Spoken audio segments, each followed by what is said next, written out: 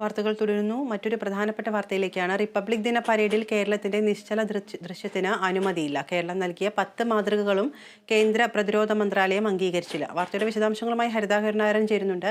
ഹരിത, ഇത്തവണയും കേരളത്തിന്റെ നിശ്ചല ദൃശ്യത്തിന് അംഗീകാരം ലഭിച്ചിട്ടില്ല.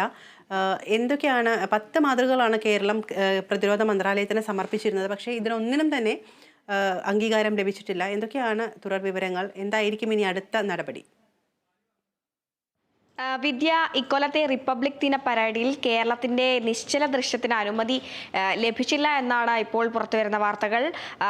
ഏകദേശം 2 പ്രമേയങ്ങളായാണ് കേന്ദ്ര സർക്കാർ നൽകിയത്. ജനാധിപത്യത്തിന്റെ മാതാവ്, വികസിത ഭാരതം എന്നീ പ്രമേയങ്ങളാണ് കേന്ദ്രം നിർദ്ദേശിച്ചിരുന്നത്. പരേഡിലേക്ക് തെരഞ്ഞെടുക്കപ്പെടാത്ത നിശ്ചല ദൃശ്യങ്ങൾ ഈ മാസം 23 മുതൽ 31 വരെ ചെങ്കോട്ടയിൽ നടക്കുന്ന ഭാരത് പർവ് പരിപാടിയിൽ അവതരിപ്പിക്കണമെന്നായിരുന്നു പ്രതിരോധ മന്ത്രാലയം കേരളത്തിന് നൽകിയ മറുപടി. ഇക്കാര്യത്തിൽ സംസ്ഥാന സർക്കാർ തീരുമാനമെടുത്തിട്ടില്ല. പഞ്ചാബ്, ബംഗാൾ, ഡൽഹി സംസ്ഥാനങ്ങൾക്കും അനുമതി ലഭിച്ചിട്ടില്ല എന്നുള്ള വാർത്തകൾ കൂടി ഇപ്പോൾ പുറത്തു വരുന്നുണ്ട്.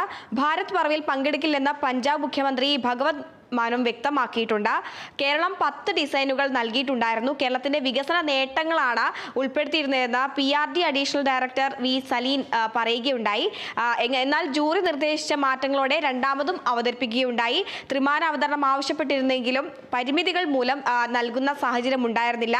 എല്ലാ വർഷവും 1516 സംസ്ഥാനങ്ങളെ മാത്രമാണ് ഈ ഒരു കാര്യത്തിന് വേണ്ടി തെരഞ്ഞെടുക്കാറുള്ളത്. 2021-ലും 2022-ലും കേരളത്തിന്റെ നിശ്ചല ദൃശ്യം ഉൾപ്പെടുത്തി. എന്നാൽ 2020-ൽ ഇതേ അനുമതി നിഷേധിക്കുന്ന ഒരു സാഹചര്യം ഉണ്ടായിട്ടുണ്ടായിരുന്നു. എങ്കിലും ഇക്കൊല്ലത്തെ റിപ്പബ്ലിക് ദിന പരേഡിൽ കേരളത്തിന്റെ നിശ്ചല ദൃശ്യത്തിന് അനുമതി ലഭിച്ചിട്ടില്ല എന്നാണ് ഇപ്പോൾ പുറത്തുവരുന്ന റിപ്പോർട്ടുകൾ. വിദ്യ.